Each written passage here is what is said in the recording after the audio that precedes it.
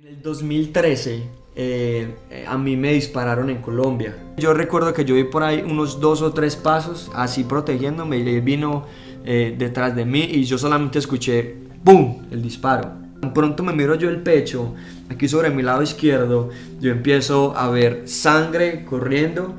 Yo inmediatamente lo que hice fue que me puse la mano en el pecho y empecé a correr en esa misma calle y empecé a gritar: ayúdenme, me dispararon, estoy herido, llamen una ambulancia.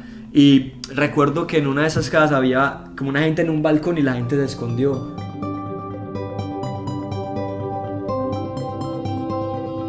I am your host, Arlenis Collado, and I am just super excited to be back here to Ordinary People with Extraordinary Lives.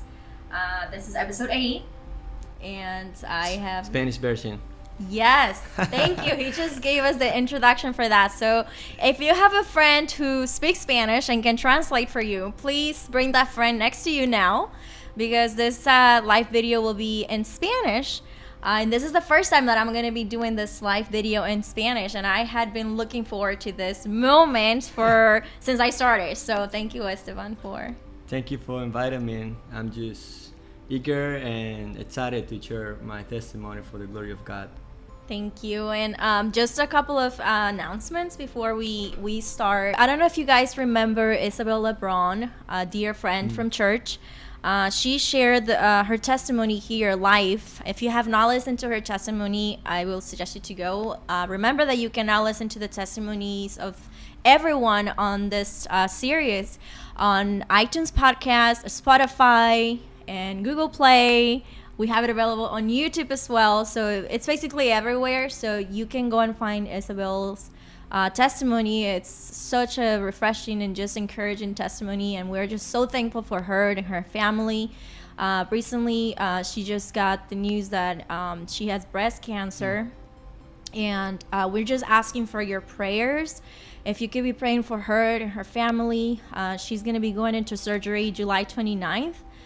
So if you could just be praying for that, we will really appreciate it. So be praying for her and her family. Just, these are very difficult times. And we know that we can trust our Savior, that we can trust our Lord. As humans, we tend to, worry or sometimes get anxious about things. And I know this could be a time that you can be serving them by praying for them or reaching out to her and just telling her that you're praying for her and you're here for her. So thank you so much to Isabel and her ministry and just her family. Just like you guys saw probably on Instagram, Esteban is originally from Colombia, and he's now in the Master's Seminary. Mm-hmm. And I know that he shared that his goal ultimately is to go back to Colombia to train men for ministry and also for church planting. Yeah. So that's something that you can be praying for Esteban. Yeah, true. Please. Yes. Do it. So be praying for him and just that the Lord continue to grow him, and just for the period of time that you have in school and seminary, that the Lord will be, blessing him and that he will be a blessed to those around him. Así que bienvenidos a esta serie. Ahora sí que vamos a cambiar al español. Este episodio es muy especial porque es la primera vez que lo vamos a estar transmitiendo en español y estoy aquí con Esteban. Sí, es un privilegio ser la primera vez y la primera vez pues en español. Así Sí. que muy bien. Y si ya escucharon el acento, si es muy bueno con el acento, él es de Colombia, lo acaba de decir, es de Colombia. ¿De dónde en Colombia eres? Yo soy de una ciudad que se llama Pereira. Pereira. En el eje cafetero, en el estado o el departamento de Risaralda. Pero es un privilegio de tenerte aquí, Esteban, en lo poco que hemos tenido, que hemos compartido. Te admiro mucho tu amor por tus hermanos en la iglesia, tu amor por el Señor y como lo entregado que eres al servicio al Señor.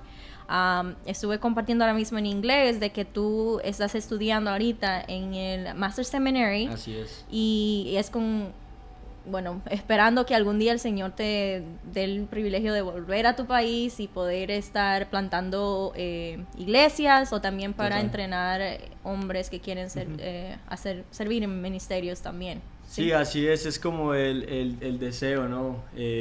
Venir aquí, entrenarme, aprender lo más que pueda acerca de la palabra de Dios, de la Biblia, aprender cómo se ve una iglesia bíblica, que es algo que uno ve en Grace. Aparte de eso, ver cómo funciona el cuerpo de ancianos, que es el gobierno que Dios estableció en la palabra para una iglesia. Entonces, ver todo eso en la práctica es muy útil, porque uno lo sabe y uno lo tiene en la Biblia. En la escritura está la manera de cómo se debe gobernar en la iglesia, cuáles son las calificaciones para un pastor y todo ese tipo de cosas. Pero a veces que uno está mirando las escrituras, muchas veces uno se pregunta, ¿eso cómo se ve en la práctica? ¿Cómo sé cuando un hombre está calificado para el ministerio? ¿Cómo sé cuando hay un gobierno de ancianos? ¿Cómo sé lo que es una iglesia bíblica? ¿Cómo se ve una iglesia bíblica?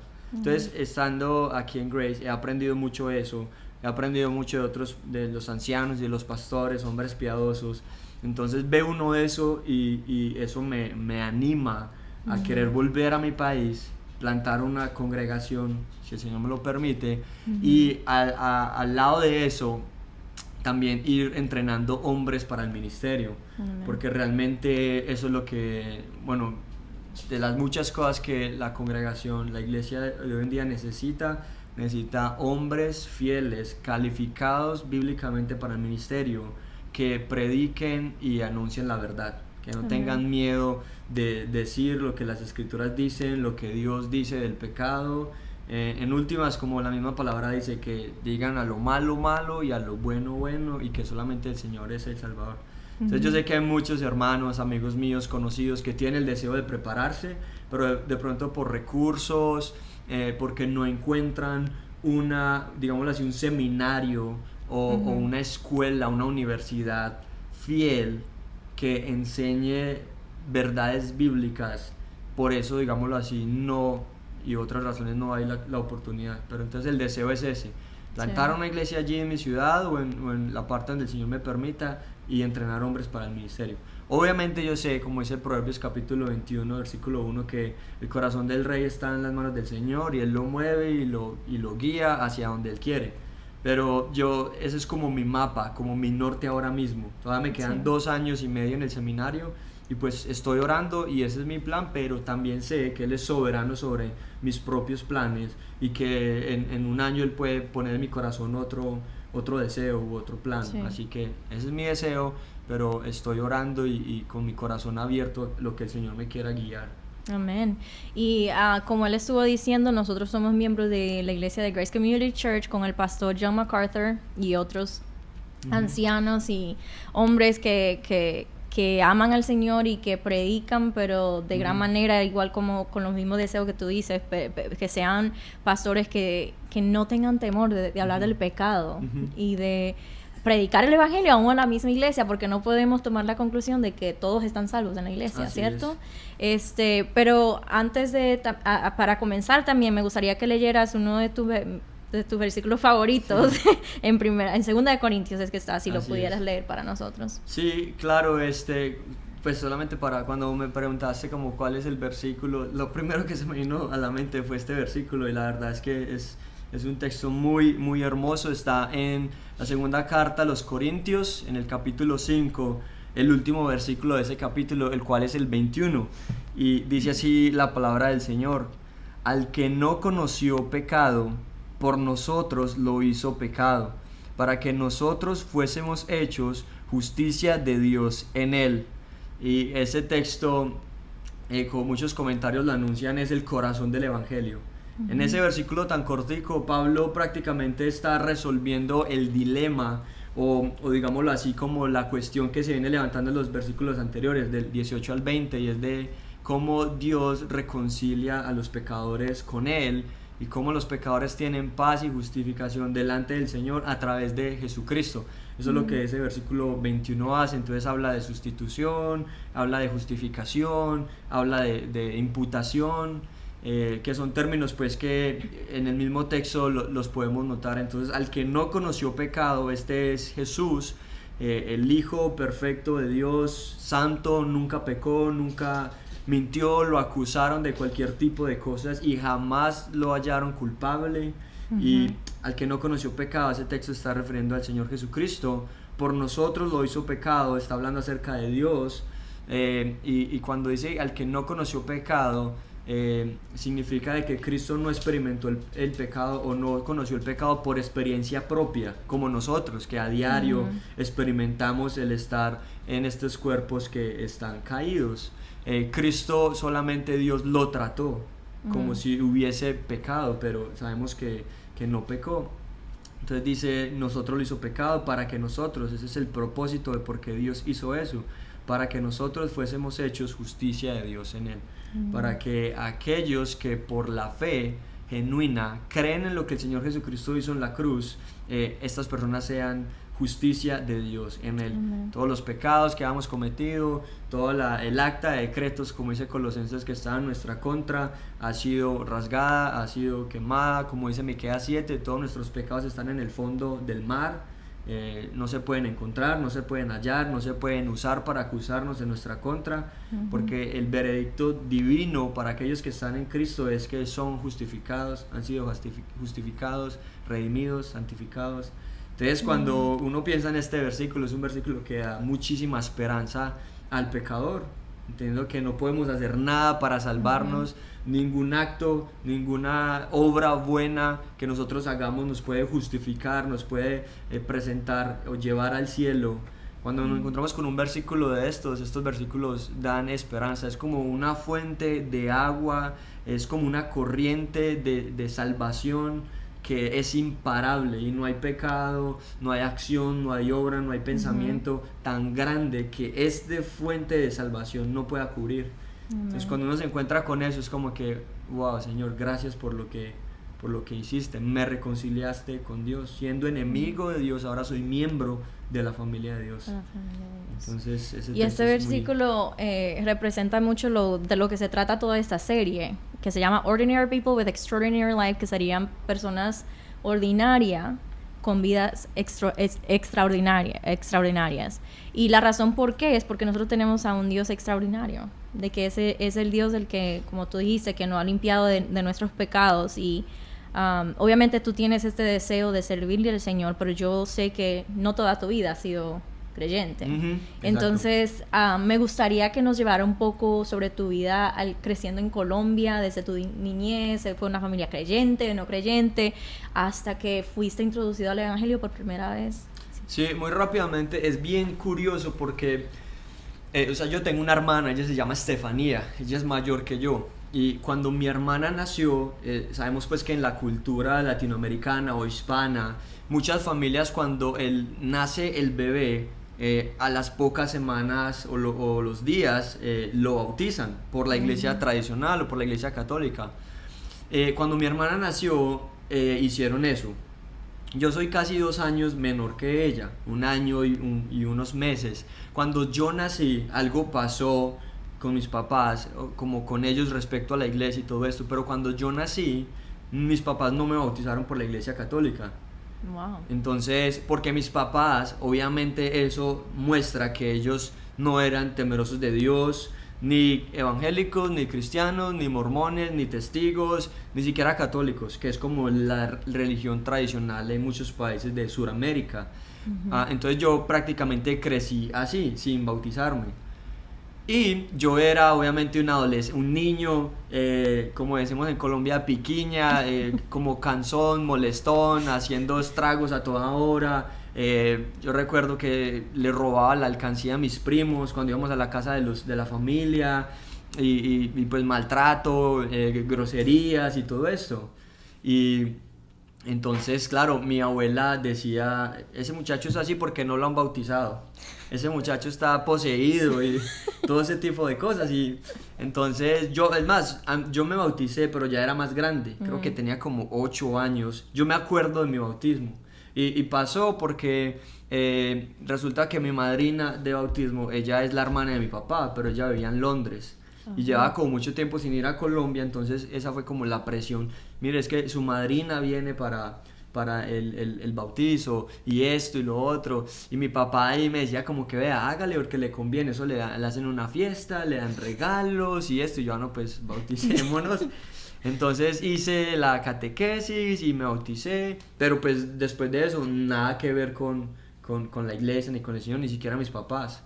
Y yo tenía aproximadamente unos 16 años, 15, 16 años, y tenía dos compañeras del colegio, y una de ellas iba en el transporte conmigo, y ella me invitó a la iglesia, y la mejor amiga de ella también me invitó a la iglesia, una iglesia cristiana ahí en Pereira. Pero pues yo era como que, o sea, en la iglesia, o sea, yo no crecí con eso, yo no soy de ir a la iglesia. Y yo los sábados siempre tenía algo que hacer con amigos, y resulta que un sábado absolutamente nada que hacer. Y yo no me voy a quedar encerrado en la casa, esto, y me acordé de esa invitación. Y otra amiga que ellas invitaban, nos estábamos escribiendo, y ella dijo, no, pues vamos allá y luego hacemos algo, pues por lo menos allá hay gente. Y yo, bueno, no, pues vamos. Yo fui solamente como por el fellowship, ahí como por estar con amigos y no quedarme en casa. Y yo fui, y recuerdo muy bien que la persona que estaba hablando en esa noche habló de Apocalipsis 3, como el mensaje que hay a la Odisea. Entonces ahí dice el frío, el tibio, el caliente. Al caliente, bueno, está bien, pero al tibio lo vomitaré de mi boca. Y cuando el hombre estaba describiendo como cada uno de estos, hablaba acerca que los fríos son los que no conocen a Dios. Hizo como una presentación del evangelio, los que piensan de que lo tienen todo porque están sin Dios, y que porque tienen dinero, o porque tienen fama, o porque tienen una buena, digámoslo así, economía. Y entonces el hombre, mira, cuando él está diciendo todas esas cosas, yo me sentía en esa silla como que, o sea, yo sentía que la gente me estaba mirando, o sea, que el hombre estaba hablando de mí. Yo, de hecho, yo pensé que las que me habían invitado a mí, que ellas le habían dicho a él algo de mí. Yo sentía que en ese salón solamente estaba esa persona y yo, que todo lo que él, porque lo que él decía era prácticamente lo que yo pensaba. Mi papá en ese tiempo vivía en Inglaterra. Mi mamá tenía muy buen trabajo, y pues mi hermana y yo disfrutamos de todos esos beneficios, de tener dinero. No éramos ricos o millonarios, pero vivíamos well off, como dicen aquí. O sea, vivíamos bien, tranquilos, nos dábamos gusto en las cosas, ropa, comida, salidas. Yo no necesito religión, yo no necesito Dios, o sea, yo estoy súper bien, me iba bien en el colegio, me iba bien deportivamente, jugaba fútbol, y yo tengo mi vida hecha, mi vida está hecha. Y ese hombre con eso, no tienes nada, si no estás en Cristo, estás vacío, y yo como que, wow. Y yo seguí yendo, ellas me siguieron invitando y yo seguí yendo, y digamos que así fue como yo tuve mis primeros acercamientos como tal a la iglesia. Y pues fue una iglesia cristiana, y digamos que antes de venir aquí a Estados Unidos, yo siempre estuve en esta misma congregación, en esta misma iglesia siempre estuve. Entonces así fue tiempo? Como que por ahí, yo me acuerdo que ese año que yo fui a la iglesia, ese mismo año yo empecé a ir como en un agosto. Ese año en diciembre la iglesia cumplió 13 años. Y cuando yo me vine, la iglesia creo que estaba como en el aniversario 14 en ese año. O sea que yo estuve alrededor de unos 11 años o un poquito más. Wow, ese es el tiempo que estuve en esa congregación. ¿Y cómo fue el proceso para ti de eso, de ser esa persona que tú piensas, yo no necesito a Dios, no necesito religión, pues yo lo tengo todo, al momento de darte cuenta de que yo no tengo nada, yo soy un pecador y yo lo único que me merezco es el infierno? ¿Cómo fue ese punto? Yo me consideraba una persona buena, porque, o sea, uno buscando como un sueño de ser futbolista, entonces no me gustaba mucho como el tema de drogas y alcohol, y sí iba mucho a reuniones, como a fiestas, pero no como todos esos extremos así locos. Entonces yo me consideraba como bien, y yo creo que en parte eso era lo que me hacía pensar, yo no necesito, o sea, yo estoy bien, y pues cuando empecé a ir a la congregación, entonces pues a veces hablaban del pecado, hablaban de lo imposible que es para el hombre satisfacer a Dios y cumplir los mandamientos y todo esto, y yo como que el Señor me iba aumentando como mi nivel de entendimiento de eso. De la gravedad de mi pecado, de la santidad del Señor, y de que yo no puedo hacer nada para agradar a Dios, solamente por la fe en el Señor Jesucristo. Y me acuerdo mucho una frase de Spurgeon, que en ese entonces, que uno de los pastores de esa congregación, el pastor Adrián, fue una persona clave en mi conversión, porque me guiaba, me decía, mira, lee esto, estudia esto, lee esta biografía. Y en una de esas, leyendo una frase de Spurgeon, decía que una buena moral te puede mantener fuera de la cárcel, pero una buena moral no te puede mantener fuera del infierno. Y yo era como que, wow, y pues muchas frases que conocemos así, ¿no? Estos hermanos reformados o puritanos o, cierto, misioneros, el camino al cielo está, el camino al infierno está pavimentado de buenas obras y cosas así. Spurgeon decía que tratar de llegar al cielo por obras es como tratar de cruzar el Atlántico en un barco de papel o llegar a la luna con una soga de arena. Y entonces, claro, lo que uno está leyendo en la escritura y estas frases de hermanos que están muchas veces basadas en textos bíblicos, ¿cierto? Como que van abriendo tu entendimiento de la gravedad de tu pecado a la santidad del Señor y lo imposible que es para el hombre agradar al Señor. Y pues la única respuesta es en Jesucristo.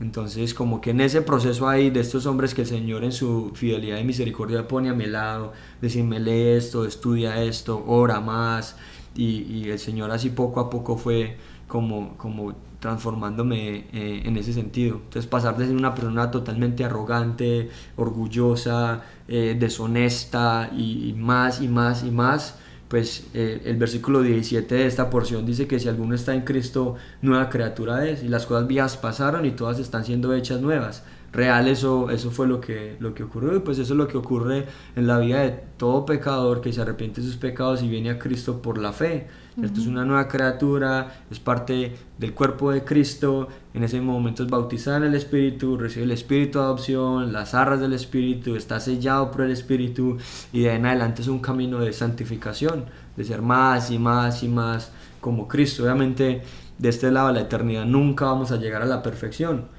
Sí. Pero como dice nuestro pastor MacArthur, la santidad no es una... la santidad es dirección.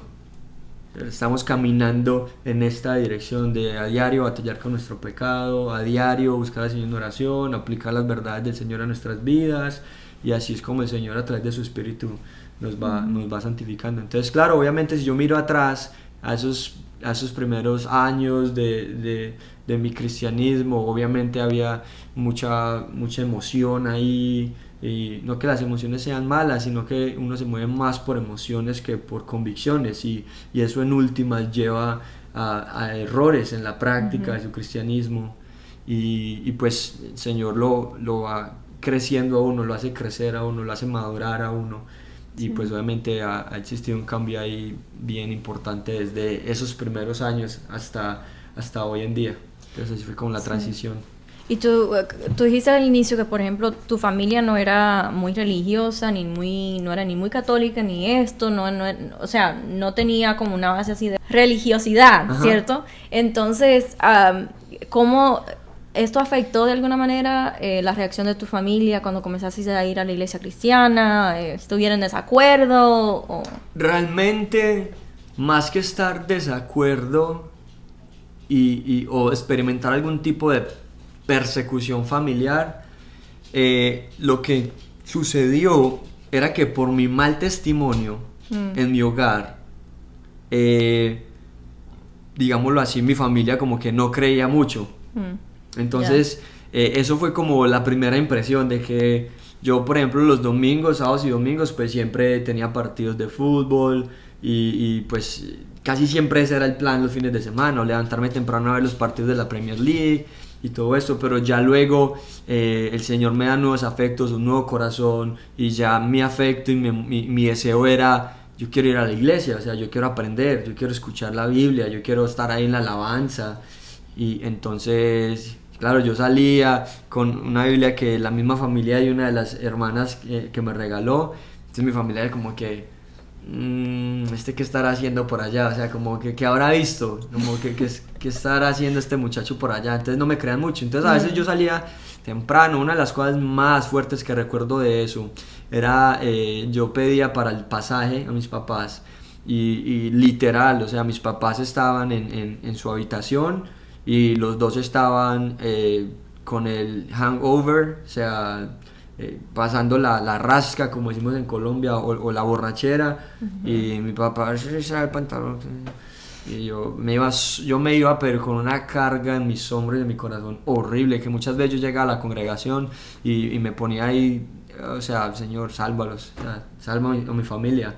Y entonces muchas veces yo iba a la iglesia y luego regresaba y de pronto mi mamá lave los trastes o tienda su cama o haga algo y pues mi respuesta no era una respuesta, digámoslo así, como bíblica o mostrando un carácter cristiano.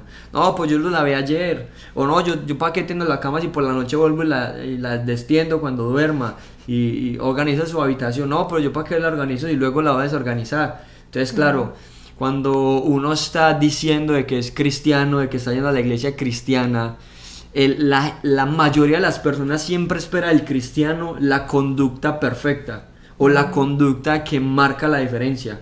Entonces, claro, yo vengo a la iglesia cristiana, mi mamá, mi papá, mi hermana piden que haga algo y mi reacción es totalmente opuesta a lo que debería ser el cristianismo. Entonces, y eso que viene de la iglesia, ese era el comentario, ¿cierto? O y eso que está yendo a la iglesia, y eso que es cristiano, ¿cómo fuera pues que no? Y ese tipo de comentarios generaban en mí dos cosas. O sea, primero me daba vergüenza con el Señor, porque literal estaba haciendo que por mi conducta el nombre del Señor fuera de pronto blasfemado por mi familia de alguna manera. Y en segundo lugar me desanimaba a continuar yendo a la iglesia. Como yo muchas veces lo consideraba, yo decía, verdad, o sea, yo llevo 1 año, llevo 2 años, 3 años yendo a la iglesia y yo sigo siendo igual de patán, de contestón, de grosero. Yo muchas veces pensé, o sea, hasta aquí, ya no más. Pero es cuando uno entiende que, como dice la escritura, el mismo Señor es el que pone el querer como el hacer. Y a pesar de que constantemente estoy viendo mis fallas, el deseo y el nuevo corazón que el Señor ha puesto en nosotros nos impulsa, nos guía, nos sigue llamando, de manera que uno puede decir, o sea, como Pedro, Señor, ¿a dónde más iré si solamente tú tienes palabras de vida eterna? Y obviamente pues al regresar le pedía mucho al Señor, o sea, ayúdame a cambiar mi carácter, ayúdame a ser rápido para escuchar, lento para hablar, lento para orar, para airarme. Y pues después de mucho tiempo el Señor obviamente empezó a hacer cambios y yo invitaba a mi mamá a la iglesia. Y pues imagínate, esas discusiones con mi familia y luego vamos a la iglesia conmigo y eras como que si vamos a ser como tú, de contestón, de grosero, de patán, no queremos ir a ninguna iglesia. Y yo una vez el pastor de la congregación me dijo, usted le habla mucho a su mamá de Dios. Y yo le decía, sí, yo le digo a mi mamá, yo le digo a mi familia que vaya a la iglesia. Y me dijo, mire, deje de hablarle a su familia de Dios, háblele a Dios de su familia. O sea, en últimas me dijo, ore por ellos. Obviamente uno no debe dejar de compartir el evangelio, porque pues la misma escritura nos dice acerca de eso, ¿no? De estar dispuestos para predicar del Señor a tiempo y fuera de tiempo, estar amonestando a todo el mundo acerca del Señor, de su pecado, de volverse a Él. Pero yo empecé a orar más por mi familia y pues también cuando daba la oportunidad les compartía. Y recuerdo, yo me estaba arreglando, mi mamá me estaba haciendo el desayuno, mi mamá me va preguntando, hijo, ¿a qué horas empieza eso allá? Y empezamos como a las 10 de la mañana. Y eran como las 9, yo siempre me iba antes porque yo servía con staff y hacíamos un par de cosas. Mi mamá me dice, pero ya no alcanzo a ir con usted, ¿cierto? Porque yo le no, ¿qué? La espero.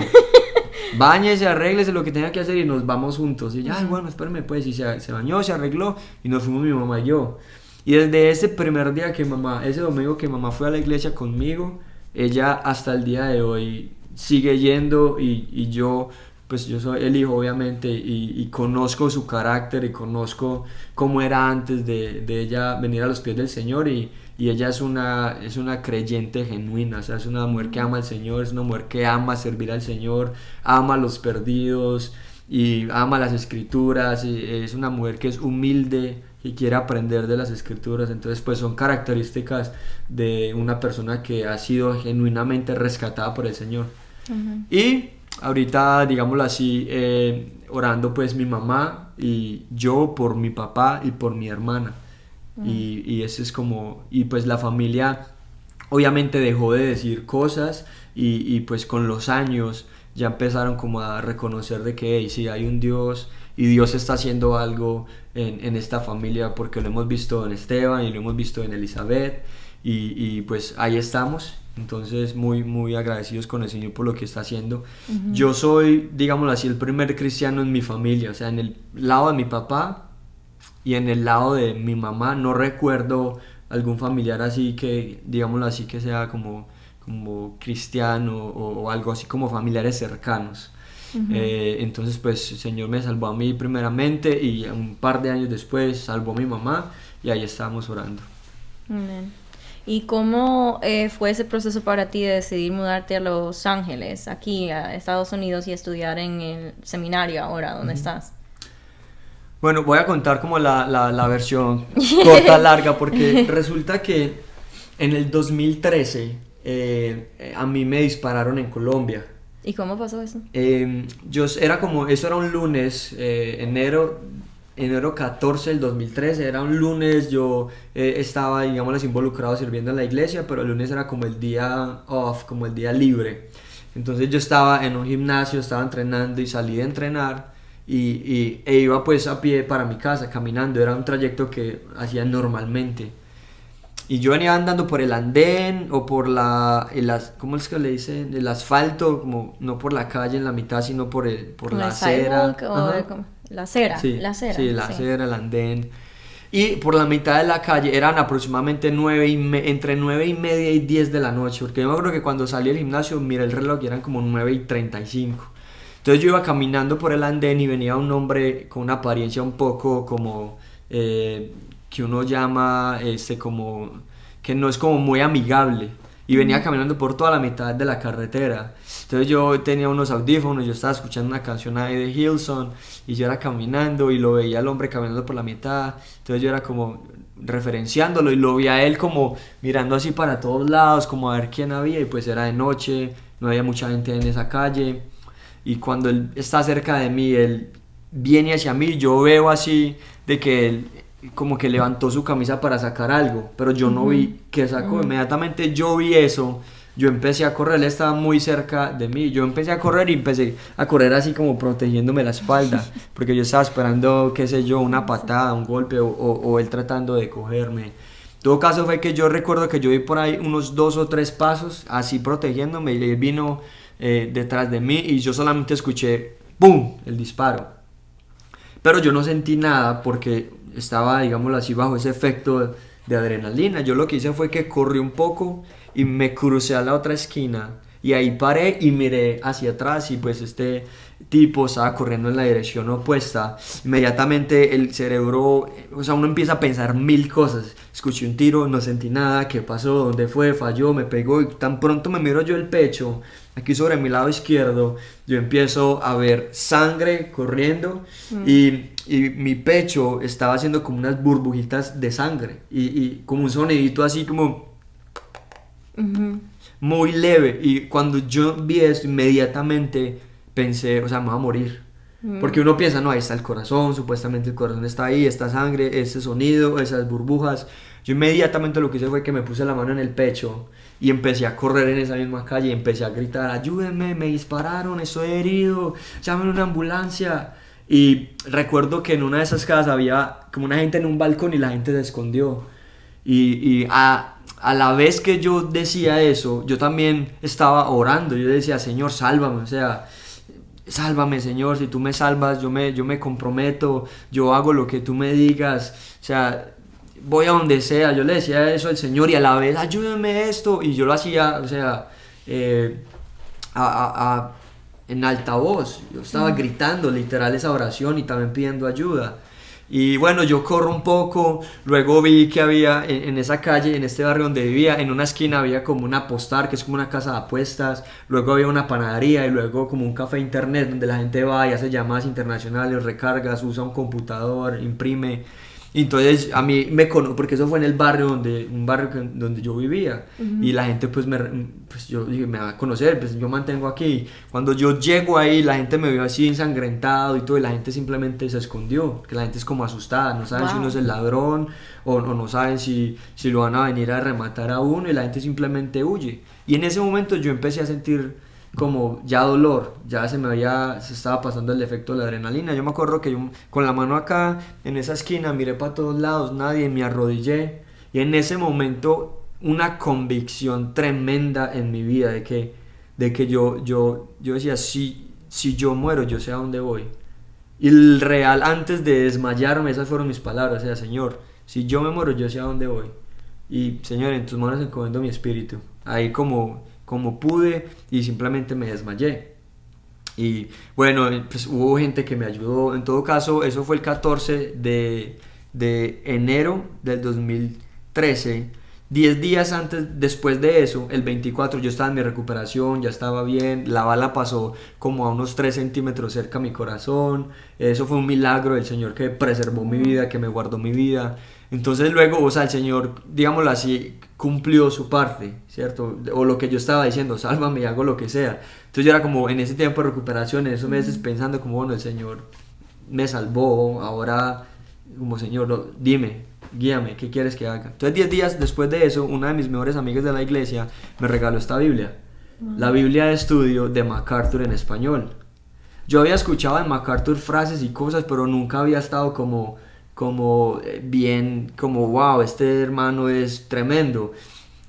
Pensaba que era de pronto como Spurgeon, porque uno ve muchas frases en Facebook, en redes sociales. Entonces uno ve de Spurgeon, uno ve de Calvino, uno ve de estos hermanos y uno sabe que ya, cierto, ya está en la presencia del Señor. Y pensaba un poco acerca lo mismo de MacArthur, entonces leí su biografía y vi que estaba vivo, que estaba en California. Y yo dije como que, o sea, vi Master College y vi Master Seminary y yo dije, wow, o sea, como que yo quiero ir allá. Eso fue en el 2013. Y yo empecé pues como el proceso, ¿no? Para poder venir y todo. Y pues por gracia de Dios en el 2018 en Medellín, la ciudad de Colombia llamada Medellín, conocí en una conferencia a un hermano Hugo. Y resulta que él trabaja en las misiones de Masters en español. Uh-huh. Y en esta conferencia pues vi el booth o como el stand de TMS y me acerqué porque yo sé que ellos tienen unos lapiceros muy buenos que dan y unas USB con algunos documentos y me acerqué solamente por eso y como por saludar y tener un poco de conversación. Y bueno, para hacer más corta la historia, resulta que él conocía a uno de mis mejores amigos que ya estaba acá en California y había ido un par de veces a Grace. Wow. Y resulta que este amigo mío, Richard, uno de mis mejores amigos, le había hablado a Hugo de mí. Y Richard me había hablado a mí de Hugo. Entonces cuando llegamos ahí, como que, Hugo, mucho gusto, Esteban, y empezamos a hablar. Y yo le dije, yo tengo un amigo que se congrega allá en Grace. No sé si ahorita está yendo mucho, pero él se llama Richard, él es colombiano también. Y él dijo como que espere, en Grace en español no hay muchos colombianos, yo lo conozco a él. Y entonces ahí yo como que también hice clic, yo, usted es Hugo. Sí, o sea, yo soy Hugo y yo, no puede ser, Richard me ha hablado de usted, que usted lo ha llevado después del estudio bíblico a la casa de él y que usted está casado con una colombiana. Y él como que, usted es Esteban, Richard también me ha hablado de usted. Entonces hicimos como que un matching ahí, entonces dijimos, no, pues vamos a entrar a la sesión de la conferencia y almorcemos juntos para hablar. Entonces ahí hablamos y pues me contó del plan, del proyecto. Yo, digámoslo así, apliqué nuevamente y pues por gracia del Señor todo, o sea, me aceptaron. Fui a pedir la visa, me dieron la visa de estudiante, que antes de la visa de estudiante yo había pedido una vez la visa de estudiante y me la habían negado. Wow. Y pues, o sea, me dieron la visa y pues yo dije, no, pues venga. Estamos y el Señor pues junto con eso empezó a proveer para todas las otras cosas. Y un dato muy interesante, nosotros como cristianos pues no somos numerólogos ni estamos que este número es un número de la suerte o ese tipo de cosas, pero a veces Dios como que el Señor hace cosas que le ayudan a recordar a uno su fidelidad.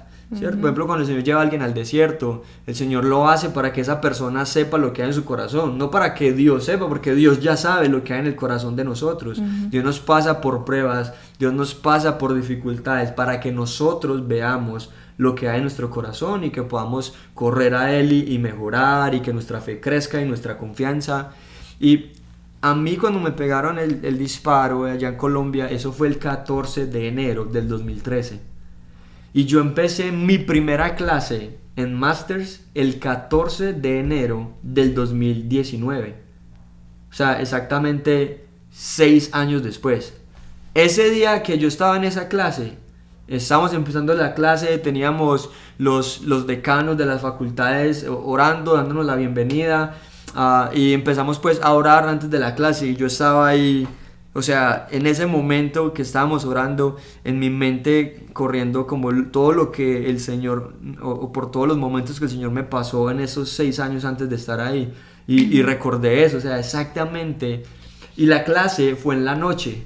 Wow. En- Por pues la noche. sí, porque yo tomo unas clases que empiezan a las 6 de la tarde, ¿cierto? Y van hasta las 10 de la noche. Entonces, o sea, yo como que pensaba, 6 años, hace exactamente 6 años, el mismo día, o sea, en la noche, pues yo no sabía, pero me estaba como debatiendo, pues ahí estaba recibiendo este atentado y este tiro. Y 6 años después estoy aquí en un aula en Masters, aprendiendo de estos hombres piadosos, empezando mi carrera pues aquí como para prepararme y estudiar. Y yo simplemente estaba ahí como en lágrimas, pero no como de tristeza, sino como de gozo y pensando, o sea, Señor, tú eres fiel. O sea, el Señor es fiel. El Señor no estaba obligado conmigo a salvarme en ese momento. El Señor no estaba obligado conmigo a sostenerme esos 6 años. Y el Señor no estaba obligado conmigo a proveerme para tenerme aquí. Yo simplemente estaba pensando, wow, la misericordia, la gracia, la bondad del Señor es inmensa. Y entonces eso es como, digámoslo así, la corta versión de cómo llegué a Masters. Así fue como el Señor lo hizo. Y hablando de gozo, yo siempre me gusta preguntarle a las diferentes personas que tengo aquí en la serie que me compartan 3 cosas que le trae gozo a su vida. 3 cosas que te llenan de gozo a ti. 3 cosas que me llenan de gozo. Bueno, yo podría decir que en primer lugar, lo que más me trae gozo es obviamente la salvación, o sea, lo que el Señor ha hecho en mi vida. Obviamente todo el Señor lo ha hecho para su gloria, pero creo que en primer lugar sería eso, o sea, la gracia especial del Señor para salvar, que me dio el regalo del arrepentimiento y de la fe para creer en Él y pues me está santificando y me está animando y en primer lugar sería eso, la salvación. En segundo lugar, algo que me genera gozo es pensar en planes, digámoslo así, futuro, obviamente sin dejar de aprovechar el hoy, pero el solamente, por ejemplo, hecho de pensar en planes futuros, en por ejemplo, si el Señor me permite ir a Colombia, a Pereira u otra ciudad o qué sé yo, otro país u otro estado aquí en Estados Unidos, como que el solamente hecho de pensar en eso me produce gozo de que si el Señor lo permite va a haber esa oportunidad, ¿cierto? Y pues produce gozo el servir al Señor. Entonces, en segundo lugar eso, los planes ministeriales y personales, hablando de pronto matrimonio, ministerio y ese tipo de cosas me produce mucho gozo. Y en tercer lugar, digamos que este orden de 3 cosas, no es que uno sea más importante que el otro, pero realmente cuando tomé una de las clases que fue Teología 4, donde veíamos todo lo que tiene que ver con escatología, los planes que el Señor tiene y como el fin de los tiempos, una de las cosas que más gozo me produce y lo entendía más profundidad en esa clase es la obra que el Señor está haciendo y cómo culmina la obra del Señor, porque sabemos que la obra de salvación el Señor todavía la está haciendo en nosotros. Todo cristiano está en el proceso de la santificación progresiva, pero el último, digámoslo así, paso en la salvación es la glorificación. Entonces cuando pienso en eso, en la glorificación, ¿cierto? Cuando pienso en que el Señor va a venir, bueno, el Señor viene por su iglesia, luego el Señor pasa pues todo lo que vemos en Apocalipsis, de los sellos, las copas, las trompetas, perdón, y luego las copas. Luego vemos que el Señor viene, va a establecer su reino por 1000 años acá en la tierra. Y luego de eso, el estado eterno, y que vamos a recibir cuerpos glorificados, donde no hay pecado, donde ya no vamos a estar sujetos a esta naturaleza caída, sino que vamos a tener cuerpos, como muchos dicen, parecidos o muy similares al que el Señor Jesucristo resucitó cuando resucitó, y que vamos a estar por los siglos de los siglos de los siglos. O sea, como dice el pastor MacArthur, la eternidad es un momento que dura para siempre.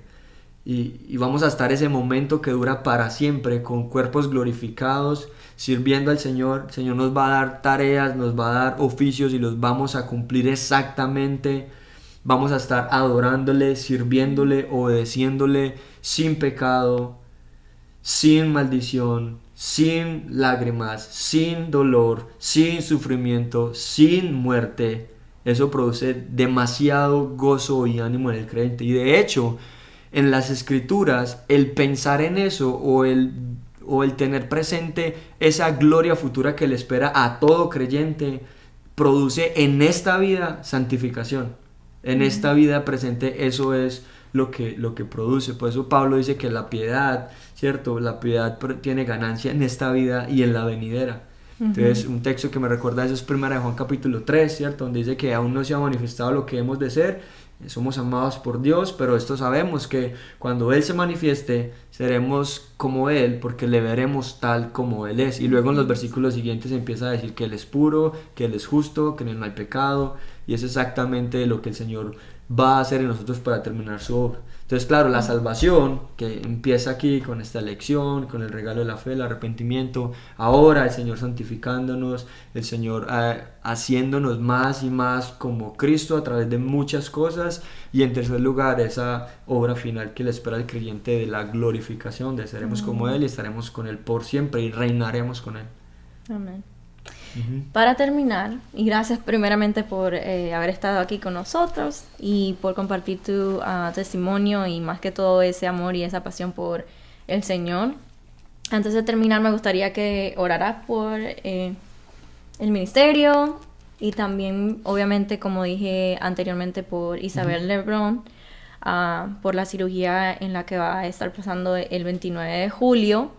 Así que vamos a, y que el Señor sea que le dé fortaleza durante este tiempo tan difícil y fortaleza para la iglesia también. Como hemos visto, la iglesia ahora mismo va a seguir en pie, porque ya yo creo que nos sometimos por mucho tiempo. Ahí callados por mucho tiempo. Exacto. Rápidamente, cuando pienso por ejemplo en la glorificación, cuando por ejemplo uno está orando, digamos en términos prácticos en el diario, o cuando está leyendo las escrituras, o cuando está en la iglesia cantando himnos o cantando las alabanzas, muchas veces que uno está haciendo eso, a veces uno se distrae por un pensamiento, ¿cierto? A veces, ¿será que si apague la estufa, si pague los biles, si hice esto, si pague los taxes, o será que si hice esto? O a veces pensamientos carnales, ¿no? De mirar a una mujer, o las mujeres mirar a un hombre, o pensar cualquier cosa, y eso a uno de creyentes es como que o a veces simplemente el rencor en el corazón hacia un mismo hermano en la fe, la envidia, los celos hacia hermanos mismos en la fe, y eso como que, uno es como que, pero cuando pienso en la glorificación, ¿cierto? Pienso en que en ese momento que dura para siempre, voy a poder adorar a Dios, voy a poder alabar a Dios, obedecer a Dios, sin ningún tipo de esas cosas. No va a haber celos en mi corazón, no va a haber rencor en mi corazón, no va a haber orgullo en mi corazón, no va a haber ningún pensamiento que me asalte en el momento en que yo le estoy adorando. Y adorar a Dios, como dice Juan 4, o sea, realmente en espíritu y en verdad por la eternidad. Eso como que me produce demasiado ánimo, como que hace animar al creyente como sí, Señor, ven pronto, como termina el libro de Apocalipsis.